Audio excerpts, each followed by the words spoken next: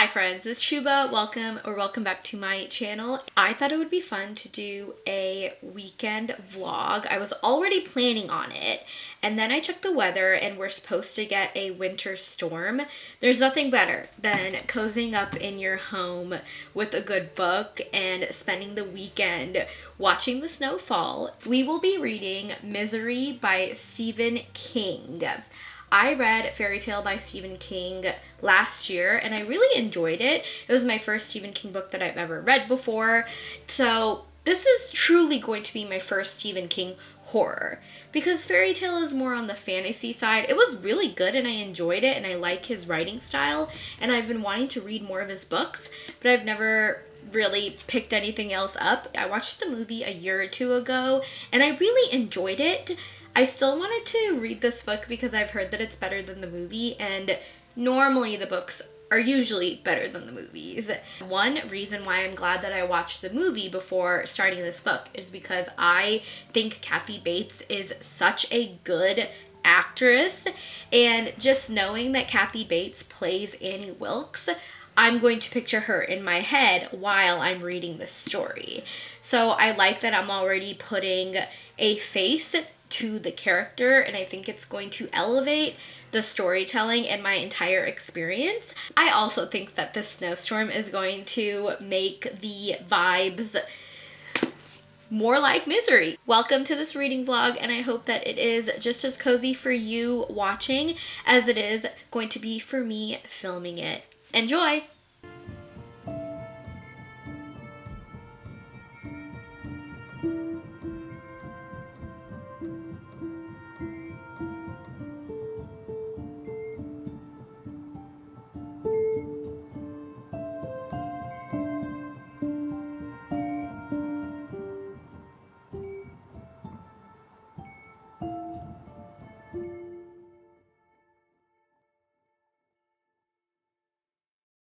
It is the next day. This morning I did start Misery by Stephen King. I'm really liking it so far. I'm only on page 36. I'm not very far at all. I did mention yesterday that I've watched the movie already, so I kind of know the premise of the story. And if you don't know, I'm here to tell you. This is a story about two characters. Our first character is Paul Sheldon. He is a very famous author of this series called Misery. Misery is a female protagonist in this series that he writes, and it's a best-selling series. So he's a best-selling author. And then we have our other main character. Her name is Annie Wilkes, played by Kathy Bates. If you have watched the movie or want to know who I am envisioning Annie to be in Misery while I'm reading this book, we find out that Annie Wilkes is Paul Sheldon's biggest fan. Paul Sheldon is in Colorado. He gets in an accident, and Annie Wilkes finds him and brings him home to her home, which is very isolated from the rest of the town. And when Paul wakes up, he's in this room. He's been bedridden for 2 weeks. He wakes up after 2 weeks of the accident and he's like, what the heck? Where am I? Who is this woman? At this point, we are learning a little bit more about Annie Wilkes. And what I like about this story, it's in third person omniscient. Third person omniscient point of view is when the narrator knows all of the thoughts, actions, feelings of all of the characters in the story. Since this is in third person point of view, we are diving deep into our characters, and I love that. There's Annie Wilkes, who is this psycho crazy nurse who is obsessed with Paul Sheldon, and she keeps saying things like, we're gonna have so much fun. She told him that she loves him as a fan, but we know it's kind of that crazy love. Oh my gosh, there was this one part of the story where she was so angry that she threw a bowl of soup to the wall, and then later on she cleaned it up and she made Paul take his meds and down it with the dirty dishwater that she used to clean up. That was my reaction. That was my reaction. And that's just the first of it. It's only been 36 pages. Stephen King's writing style is very interesting to me because it's very detailed, but I don't think it's too much. I feel like when I'm reading about Paul, I'm feeling everything that he is feeling at the moment.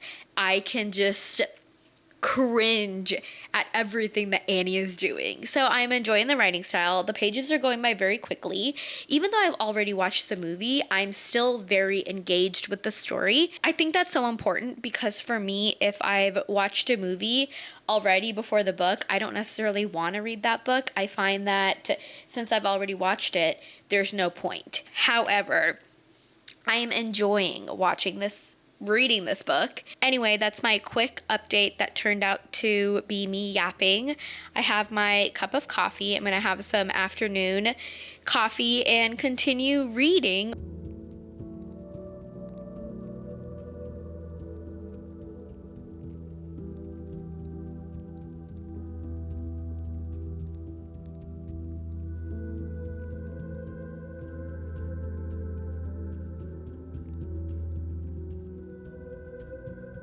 Good morning, everybody. It is the next day.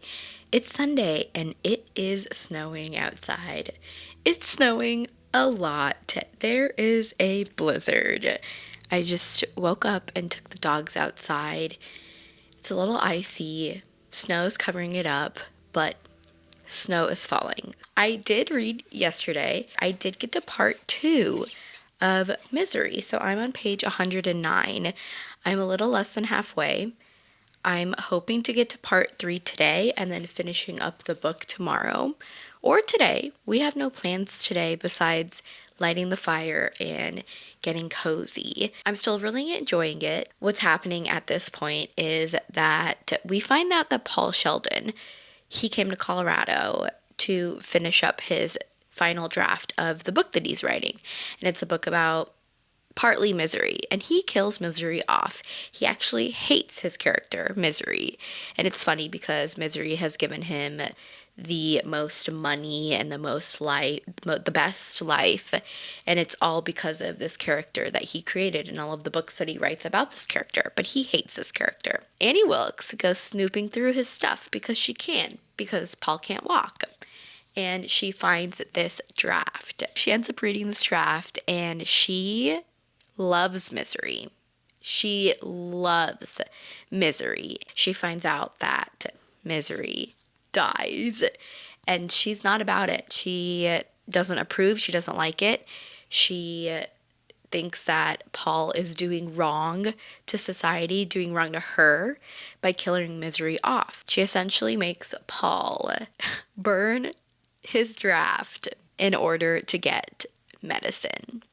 And mind you, during this entire time, Paul is addicted to whatever Misery is giving him. Paul is in so much pain.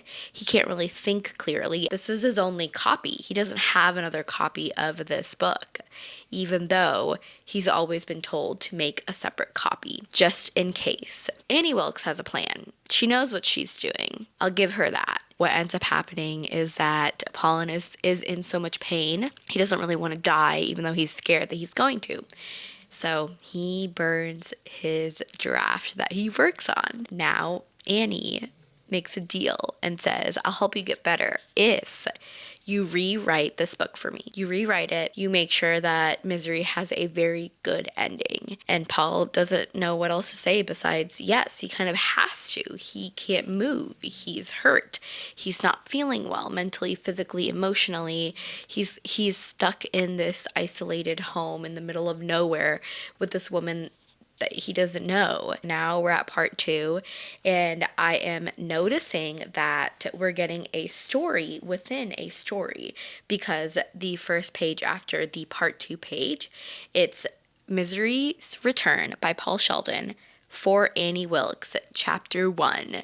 So I love this aspect of reading a story within a story. I think that it's really going to add to the element of horror that we get, because we're going to be reading about Misery while Paul Sheldon is writing a story about Misery. I will say, though, one thing that I am a a little put off by. I mean, it's not anything crazy. I'm not hating on this book or anything like that, but there's this point, and I kind of understand why. There's this point where Paul needs different paper to write his book. So Annie Wilkes leaves, and Paul, he kind of breaks free from the room. And maybe this is because he's so delusional. He doesn't try to escape first. He goes to look for more medicine. That's what he does. I don't know what I would do if I was in his position. He might think that he can't get very far, especially with what Annie's saying, that like no one lives around her. I'm like, okay, you're held hostage. Wouldn't you want to break free? Wouldn't you want to try to escape? That was my only thing that I was kind of questioning why he was doing this. Maybe that makes him more human, because in a lot of movies we see people escaping and trying to get away. I think in that moment of being addicted to whatever substance he's on, he wants to find that medicine and feel better temporarily. So maybe that's why, and that makes him more human. There's this point in the story when Annie comes back and he has medicine with him. She doesn't know that he went perusing around the house, but he just starts crying. He just starts bawling when she shows up. And that just shows the humanity. And I really like that as a character for a main character, because Paul Sheldon isn't a hero, even though he is to Annie. I think that in that moment, it just shows how fragile he is. And I think that's so powerful that Stephen King wrote that. I'm going to try to find the quote. He began to cry. It was guilt he cried from, and he hated that most of all. In addition to everything else that this monstrous woman had done to him, she had made him feel guilty as well. So he cried from guilt, but also from simple childish wariness. He is crying from everything that's going on, but I think he just kind of broke in that moment. It's as if, like in the book is mentioned, he's crying as if he's a child. And I disagree with that. I don't think it's childish that he's crying. I think that when you're put in a difficult position like this, your emotions are going to be all over the place. So I don't necessarily think that it's childish. I think that it's humanity. I think it makes him more of a likable character because of everything that he's put in this book. I'm going to continue reading now, and I will talk to you when I get to a better spot to give you another update.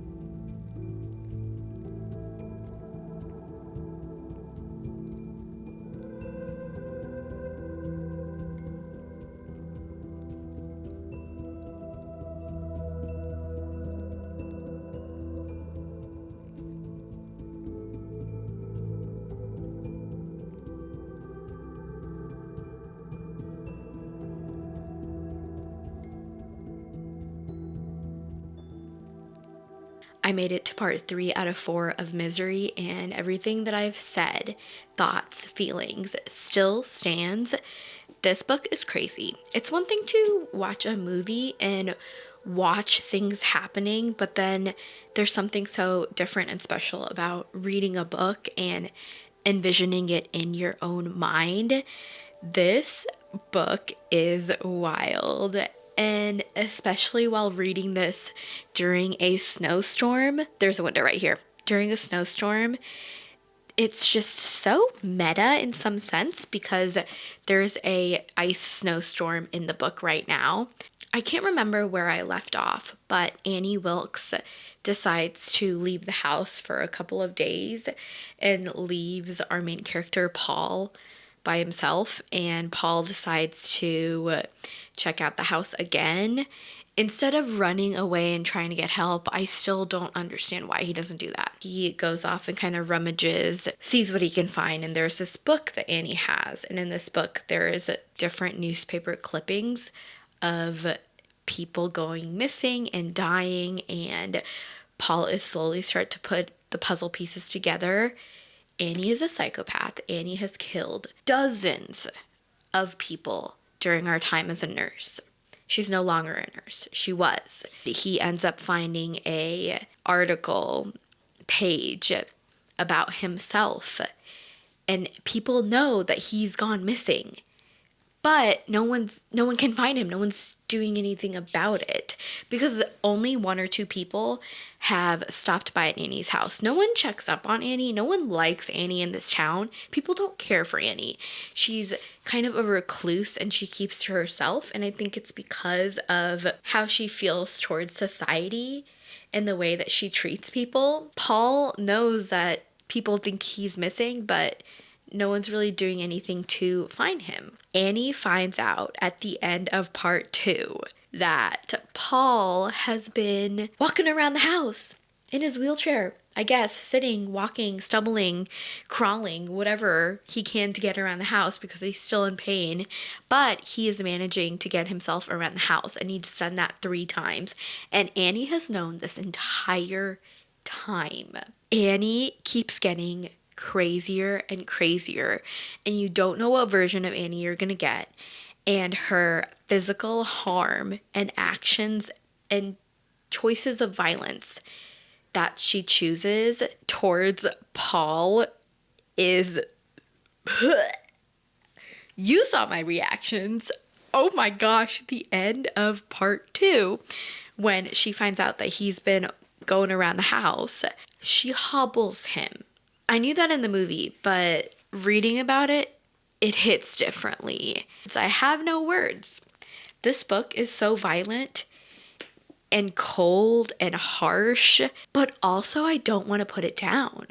I've been talking a lot about Paul, but I want to take a moment to just talk about how fascinating of a character Annie Wilkes is. She's disorienting and crazy and a psychopath, and you don't know what version of Annie you're gonna get. And that's what makes me just want to keep reading from Paul's perspective and kind of finishing up this story, because Paul is on the same page. Paul doesn't know what type of Annie he's gonna get whenever she walks through to his bedroom. She's just such a powerful character in this story, but we know that deep down she's so insecure with herself. Annie is a textbook psychopath. She is manipulative. She has no empathy. She is obsessive over certain things. She's killed people. She charms Paul at first, but now we're just seeing her kind of spiral. Paul is also spiraling, but in such a different way. It's interesting that we're getting these 2 levels of kind of craziness in one story. And I'm not saying that I'm rooting for Annie by any means. I'm just saying that it's really fascinating from a reader's perspective. I've never really seen a female character created in this sort of way. She's the villain in the story. However, she is a dang good villain. I like her as a villain. I think she is crazy in the best, worst way possible. I have about 130 pages left of this book. I do plan on finishing it today. This evening, Mark and I are going to watch the movie. So I think it'll be really interesting to compare the movie and the book, especially when the book will be fresh in my mind. And then I'll give you my final thoughts and we'll wrap up this video.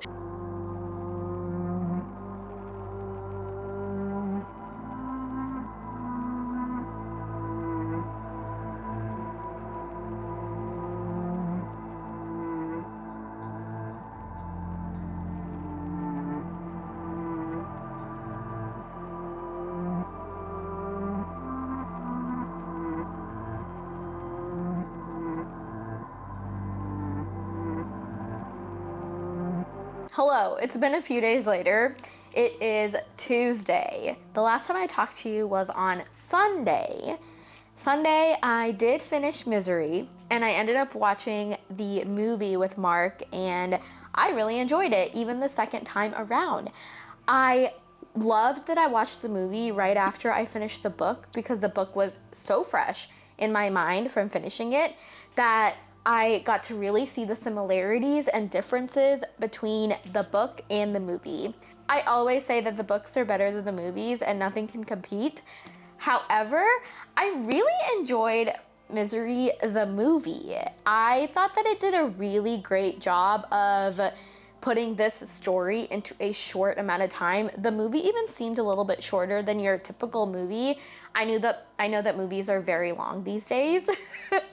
But I loved the book, and then I really loved the movie too. I thought they both went really well hand in hand. There are some slight differences between the movies and the books, but that's always expected. If you enjoyed the book, I definitely think that you should give the movie a shot, because it was just really fun to see it live and in action compared to when you're just reading the book.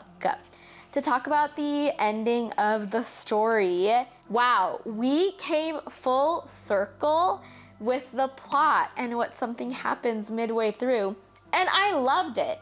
I also love that we have a story within a story. I love when books have that element into it. I say that because in this story, Paul Sheldon is writing a new version of the book that he just finished, because Annie didn't like how Misery gets written off. And so she forces Paul to rewrite the story. And we get bits and pieces of Paul's writing in this story. I would say that I would definitely read another Stephen King horror book. I'm not sure what that would be. If you've read his books before, what is your favorite? What do you recommend? Let me know in the comments down below. I don't think I would read one anytime soon. I think October would be the perfect time to pick up another Stephen King book. And if you read this book too, if you liked it, did you watch the movie? Did you like the movie? Did you not like the movie? With that, I am concluding this vlog. This was so much fun. The sun is out. We don't have a storm anymore. I am glad that I read this book during a snowstorm. It was perfect. Truly the perfect reading vlog and weekend. I hope you had a great time. If you watched this and you're all the way here, have a great week, day. I'll see you next week for another video. Bye.